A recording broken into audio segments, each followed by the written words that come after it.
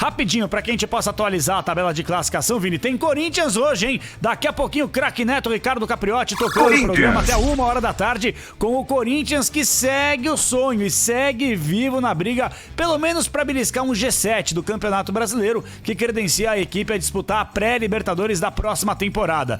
Na liderança, o Internacional tem 62 pontos, na sequência São Paulo 58, Flamengo perdeu de novo, visitante do Atlético Paranaense 55, e o Atlético Mineiro também perdeu, é o quarto colocado com 54 pontos ganhos. Palmeiras também perdeu 51 e o Grêmio foi derrotado no Clássico Grenal, 51 pontos. O Fluminense tem 50, Ceará 45 e o Corinthians 45. O que isso significa? O Corinthians tem que vencer o Bragantino hoje, vai para 48 pontos e aí depois...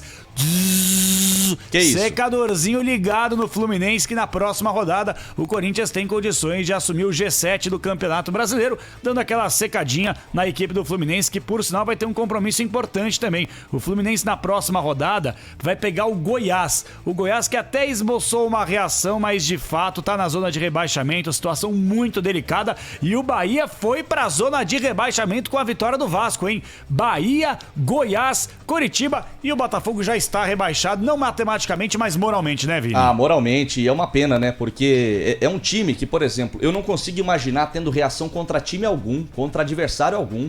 O que o Goiás fez ontem na Vila Belmiro, pra mim, foi muito surpreendente. E eu não consigo imaginar o Botafogo fazendo isso contra nenhum adversário. Esquece. A situação do Goiás é delicadíssima, como você disse? Sim, o time segue na zona de rebaixamento, mas foi na Vila Belmiro contra um Santos praticamente completo, com força máxima, né? Evidentemente que a cabeça tá muito mais no jogo decisivo do dia 30, sábado contra o Palmeiras, final da Libertadores da América, com transmissão mais do que especial aqui na Rádio Bandeirantes, isso é fato. Agora o Goiás foi e fez um baita de um jogo, cara. Fez 4 gols do Santos, eu não consigo ver o Botafogo fazer isso com ninguém. Esquece, ontem o Botafogo extremamente abatido, apático, assistia e transmitia a partida também, acompanhei de perto. Só pra falar então, tem o hino do Coringão aí?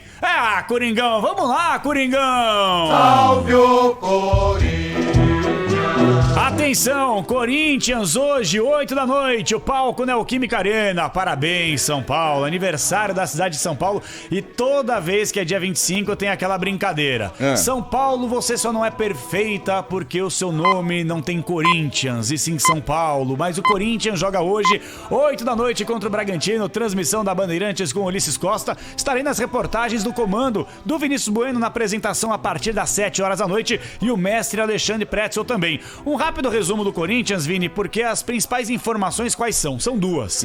Bruno Mendes mantido na zaga porque o Gemerson só volta daqui um mês. Não vai passar por cirurgia, machucou o joelho, mas está se recuperando. Bruno Mendes na zaga ao lado do Gil. O Gil, que estava suspenso na última rodada, desfalcou, está retornando para a equipe agora ao lado do Gabriel. Gabriel será mais uma vez colocado como primeiro volante. Ele que foi expulso no clássico contra o Palmeiras, ficou fora no duelo contra o Sport e está de volta no jogo desta noite contra a equipe do Bragantino. Do meio pra frente é o time que todo mundo sabe. Vamos lá. Mosquito, que vive grande fase. Matheus Vital, ao longo dos últimos jogos, nas últimas 4 partidas foram 3 gols marcados. Matheus Vital confirmado entre os titulares. O dono do time, o camisa 10, Casares, mais uma vez confirmado. E aí as críticas. Jô, mais uma vez, joga como titular. A pergunta é: fosse você, Wagner Mancini, sabendo que o Jô tá pesado, sem mobilidade, fez gol na última rodada, mas daquele jeito, jogando mal e tal, você manteria ou buscaria uma solução interna? Olha, KP, eu vou ser muito sincero com você. Eu acredito que o Jô precisa de ritmo de jogo. E ele só vai ter ritmo de jogo entrando em campo e melhorando o aspecto físico dele. Se você tiver uma sombra interessante pro Jô, eu acho legal você tirar o cara da zona de conforto, colocar o Jô ali na casinha, colocar no banco de reservas pra ele assistir. Ninguém gosta de ficar no banco, ninguém gosta. Agora, se não tem alguém minimamente pra incomodar, tem que colocar o cara na arena. É lá que ele vai ganhar ritmo de jogo, ainda que ele esteja pesado e sem mobilidade. Mas é impressionante como ele teve uma sequência já com o Wagner Mancini e parece que ele não consegue evoluir.